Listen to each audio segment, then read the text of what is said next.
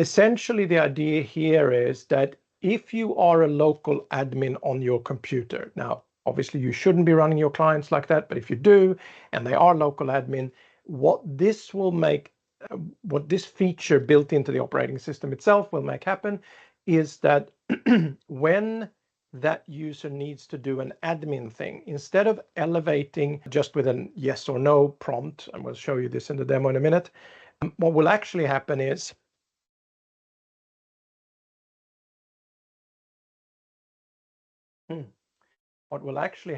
that a fake sort of admin account that's separate to your account will be instantiated, do the admin thing, and then disappear.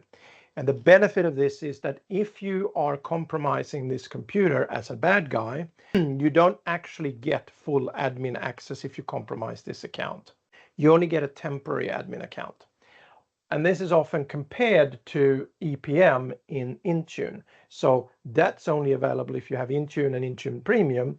And what that allows you to do is allow end users on corporate machines, obviously because they're Intune managed, to do admin stuff, even though they're not admins. So they complement each other. One feature is for, I'm a business user on an endpoint, I'm a standard user, not an administrator on my own on the computer that the corporation has given me. The other one is I am an administrator on my Windows 11 box, but I want to lower my surface attack or attack surface. So I've got a couple of videos that I'm going to talk through. So let me share my screen again so that I don't forget that.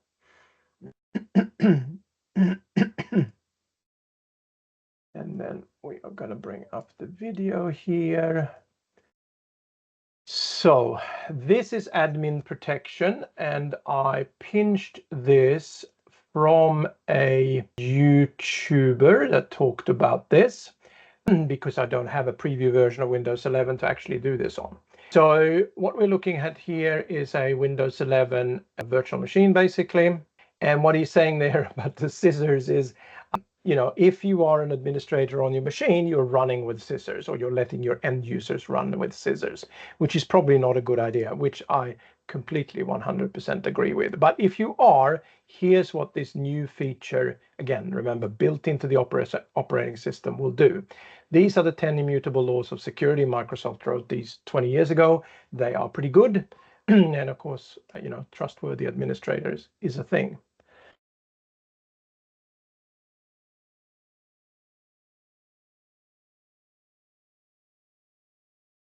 We'll go past this policy pack because that's not important. So here we're running Who Am I on this machine. We can see this user is a local administrator, just like we would expect. And when he runs a PowerPoint viewer to install it, right, you get user account control. He says yes, doesn't have to do any other authorization at this point or authentication at this point, no MFA, no nothing else. So this is how it works today, right? He's a local admin, he's going to run that installer, and it'll be good to go. And if we now go and look at what this actually looks like in Process Explorer. So here is Process Explorer. So he fiddles around a couple of times here to get it to the state where he can actually look at it. And then he brings up, here's Process Explorer. So this is a Sysmon tool. If you haven't used this, this is a really, really useful troubleshooting tool for a Windows machine. So we'll see here that he's looking at the PowerPoint viewer, right? And if we look at the details here, we will see that he's running as Windows 11 computer /admin. So that is the local admin account on this box. So let's now see how this changes when you are running this as a, let me see it here. No, I haven't got there yet. Here.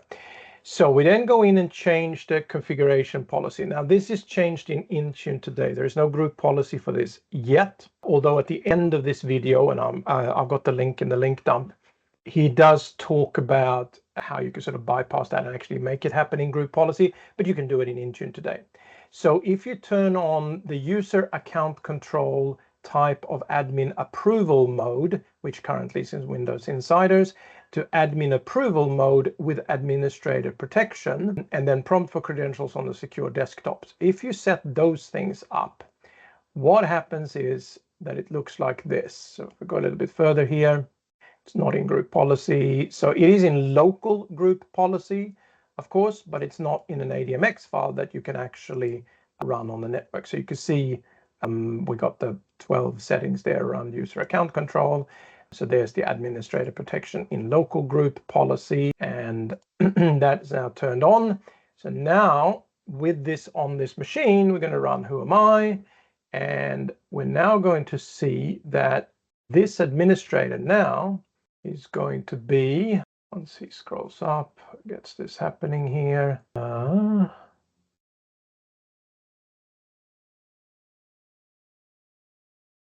Point view. So see how there's an admin_admin. So that's that fake local admin account that shows up here. And that's obviously not, that's not a real account on the computer, but it is an admin account at this point, right? So that's the whole point. You don't get to compromise an admin account that you then have sort of forever. You only get to compromise an admin account for that one process at that time. Also notice that the prompt that comes up is Windows security, right? So you can use Windows Hello, you can do a face scan, PIN, etc. if you have the right hardware at this point. This is virtual machine, so it doesn't have that, right? So it's not a UAC prompt, it's a Windows security prompt. So a very different approach. So that then allows him to be the administrator for the installation here at this point. Okay, so we're looking at local admin account here. We can see that this user now doesn't have the full, he's an admin A. Now, what he's demonstrating here is that the other scenario that we have is a domain administrator that signs into a local machine. So that's another common scenario in lots of businesses. When you do that, the same thing kicks in. You are not the domain admin on that computer. You are a fake local admin account for a little bit of time for that one process. So do remember though, and that's important to understand, that if the process that is asking to do the, hey, I want to be an administrator, even with local admin protection, if that's a malicious process, right? Like if that's a encrypt all the files on the drive, that's going to run, right? Like you're being an administrator at that time and you're running it. What this does do, so that's still running with scissors, right? It's just that instead of running with scissors all the time, you're running with scissors for this one process for that period of time. So it gives you a better protection, basically. So yeah, that's what we're looking at here. And I think we're going to see that, you know, the admin account there is coming in.